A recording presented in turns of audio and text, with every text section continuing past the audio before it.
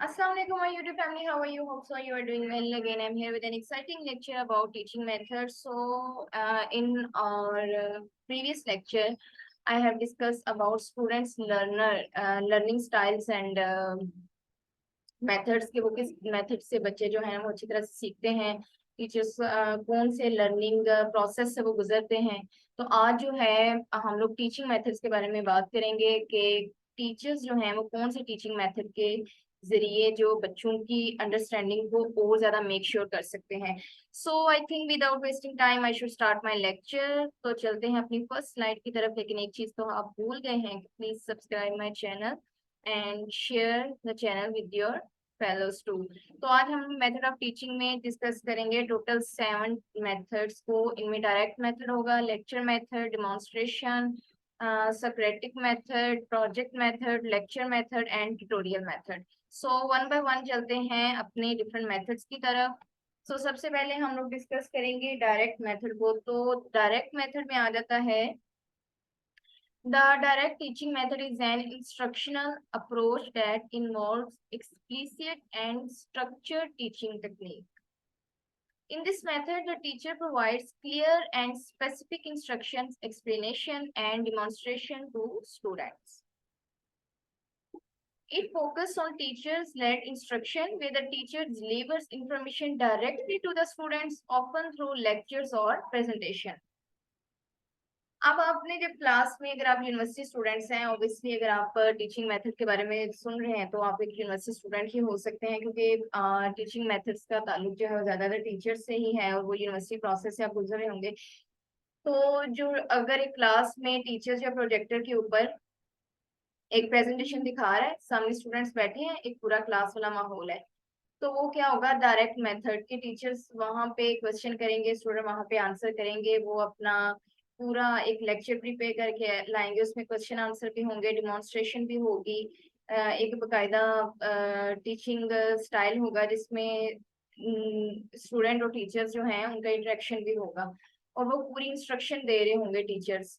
Clear and specific instructions होंगी, explanations होंगी कि एक टॉपिक पकड़ा, उसमें आपने डिमॉन्स्ट्रेशन की, उसको एक्सप्लेन किया, उसकी स्पेसिफिक इंस्ट्रक्शंस दी, एक्सप्लेनेशन भी फुल की और बच्चों को फुली उसकी समझ आ गई। ये डायरेक्ट मेथड होता है कि जिसमें आप टीचर्स की हर एक बच्चे पे नजर भी होती है और वो जो है एक एक बच्चे को अच्छी तरह से समझा सकता है। इसका गोल क्या होता है?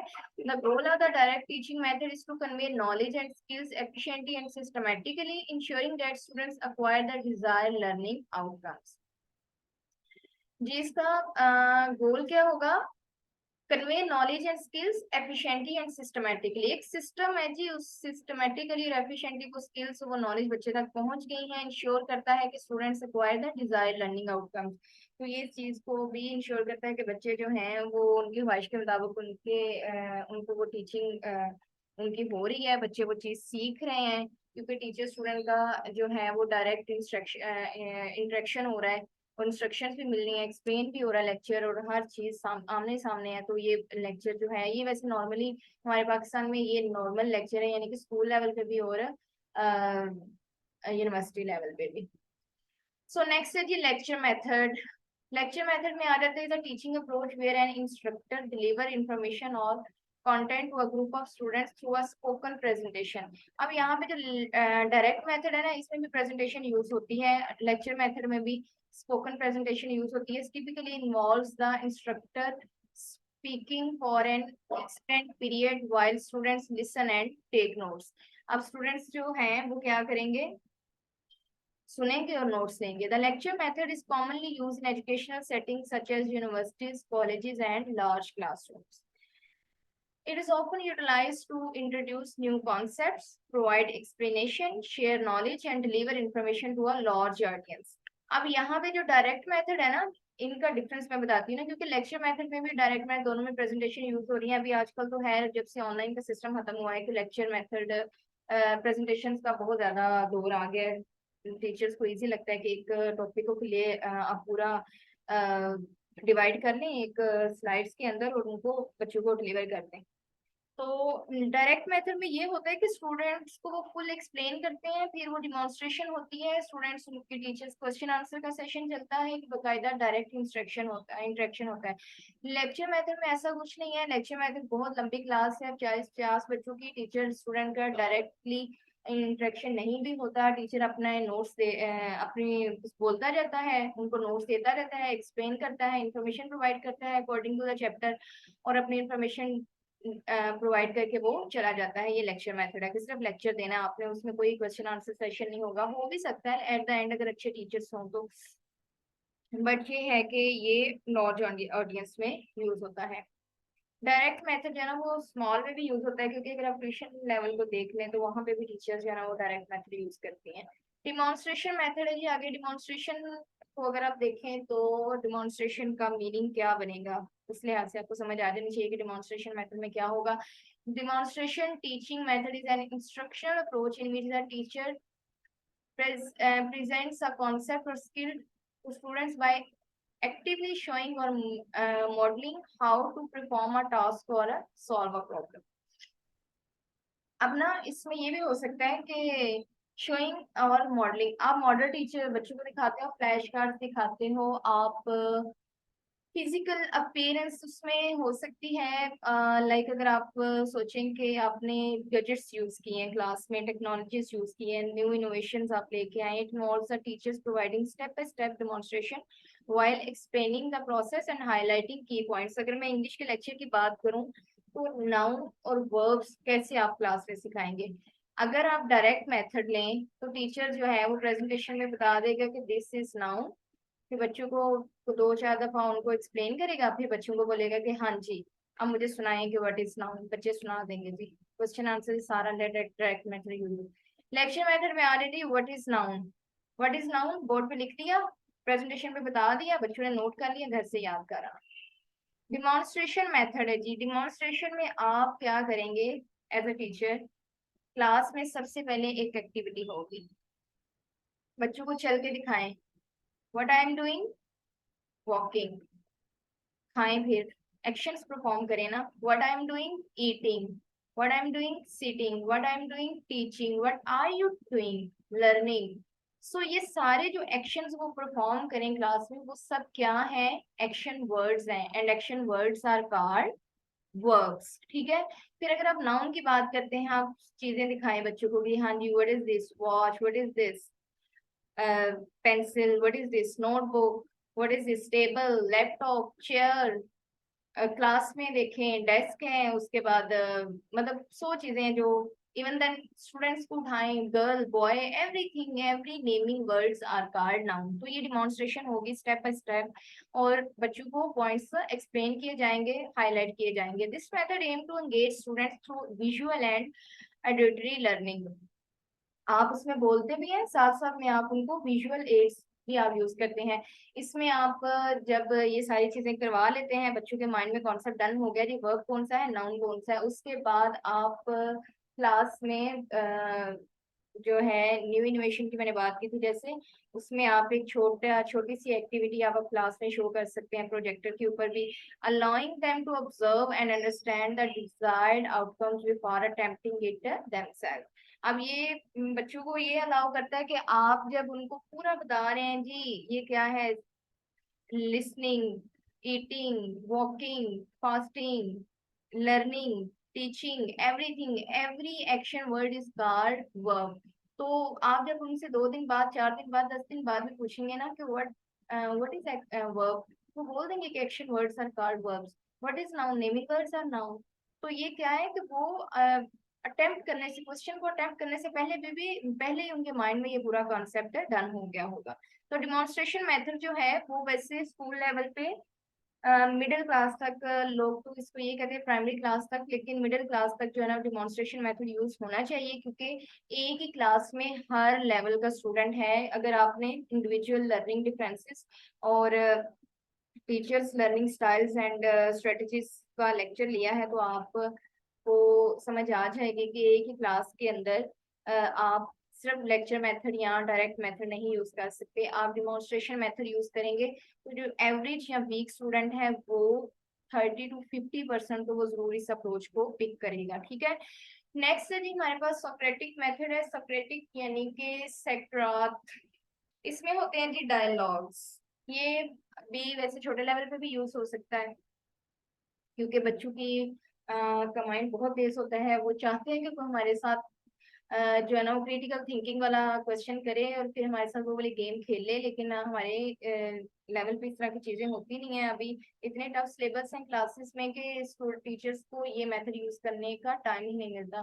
But the socratic teaching method is a form of inquiry based learning that involves engaging students in a dialogue to encourage critical thinking, question assumptions and develop a deeper understanding of a topic।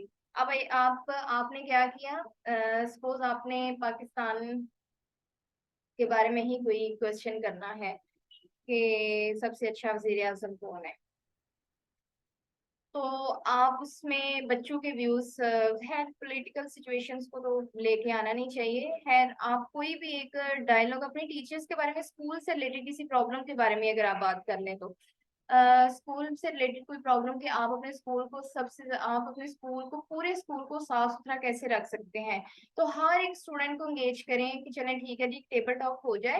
Table talk में क्या होगा कि एक साथ में teacher बैठेगी, 5-10 बच्चे बैठेंगे, या एक टीचर दरमियान में बैठ के सारी क्लास को एंगेज कर लिया, तो वो साथ में बच्चों से सब चलें जी सब अपने अपने एक पेज पे लिख लें, या फिर आप बताएं जी, आप बताएं, अपने माइंड में 2-2 पॉइंट सोच लें। तो ये सारी चीजें क्या है, डायलॉग्स होंगे, बच्चों की क्रिटिकल थिंकिंग भी सामने आएगी कि आपको पता चलेगा कि हर बच्चे के पास एक अलग से पॉइंट ऑफ व्यू होगा। It is named after the philosopher Socrates, who used a series of probing questions to stimulate critical thinking and self-reflection in his students। कि ये जो कॉन्सेप्ट है ना, ये सकरात से आया है, क्योंकि उसने वो क्या करता था कि वो अपने स्टूडेंट्स के साथ डिस्कशंस करता था। उनको एक क्वेश्चन देना, उनसे उस बारे में राज़ो न्याज करना, उनसे ख्यालात का तबादला करना, ये सब चीज होती है कि अपने ख्यालात का तबादला करना, लोगों से उनके अच्छे से व्यूज लेना। इसमें अच्छा लिसनर होना जरूरी है कि आप हर बंदे को, उसकी हर स्टूडेंट को उसके पॉइंट ऑफ व्यू के लिहाज से उसको रिस्पेक्ट दें। तो ये वाला मेथड है जी डायलॉग्स के हवाले से, कि आप क्लास में डायलॉग्स रखें। एक स्पेसिफिक टॉपिक आज आपने पढ़ाना है, किसी लिटरेचर के लिटरेचर में ये वाला मेथड जो है ना वो ज्यादा यूज हो सकता है। अगर आप इंग्लिश उर्दू का लेक्चर ले रहे हैं, आप इस्लामियात का लेक्चर ले रहे हैं, तो आप उसमें अच्छे अच्छे टॉपिक्स में कुछ में ये वाला मेथड यूज कर सकते हैं, जो कि बहुत बेनिफिशियल रहेगा। नेक्स्ट है हमारे पास प्रोजेक्ट मेथड है। The project method is a teacher facilitated collaborative approach in which students acquire and apply knowledge and skills to define and solve realistic problems using a process of extended inquiry। Projects are student centered, following standards, parameters and milestones clearly identified by the instructor। अब यहाँ पे देखिए जी लिखा हुआ है, इसमें अगर आप देखें तो यूनिवर्सिटी स्टूडेंट्स को जो असाइनमेंट्स मिलती हैं, उस उसको हम लोग कह सकते हैं कि वो प्रोजेक्ट होता है। टीचर एक टॉपिक उनको देता है, फिर उसके बाद जो है बच्चे उसके ऊपर काम करते हैं। इसमें टीचर का रोल जो है वो यही हो सकता है कि in project method of teaching, the role of teacher is that of a guide, friend or philosopher। वो बच्चों को अच्छे से गाइड कर सकता है, कि उनको कह सकता है कि वर्क कलेक्टिवली एंड कोऑपरेटिवली।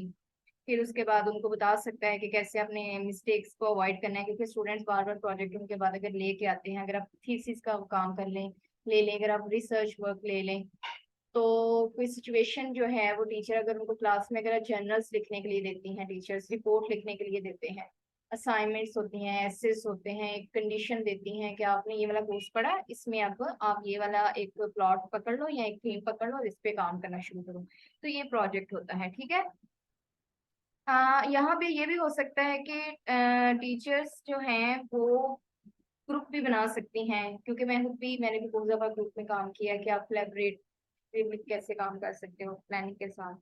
तो ये एक जो है ना कॉम्प्लिकेटेड प्रोजेक्ट्स भी दे सकते हैं इजीली, मतलब आपने एक प्रोजेक्ट में काम करना है और टीचर वहां पे सिर्फ आपको गाइड करेंगे।